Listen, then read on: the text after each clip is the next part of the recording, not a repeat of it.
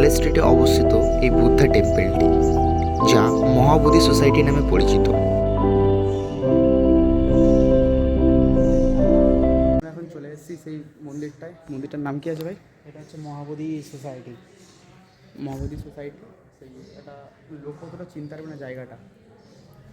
এটা কলেজ স্কোয়ারের ঠিক পাশে, কলেজ স্কোয়ারের যেখানে দুর্গা পুজোটা হয় ঠিক তার পাশেই, কলেজ স্ট্রিটের মাঝখানে। আগের ভিডিওটা দেখেছিলাম এই লাইব্রেরিটা, আর এখন আজকে দেখাবো এই মন্দিরটা। এটা ওপেন আছে তো? চ। ভিতরে তো ফটো ভিডিও তোলা বারণ, যেটুকুনি যতটুখানি ক্লিক সেটুকুনি করে নেওয়া আছে সেটুকুনি। এই বুদ্ধা টেম্পলটির ভিতরে কোনো ভিডিও ফটো অ্যালাউ নেই, সো যতটুকু সম্ভব ভিডিও ফুটেজ তুলে ধরলাম।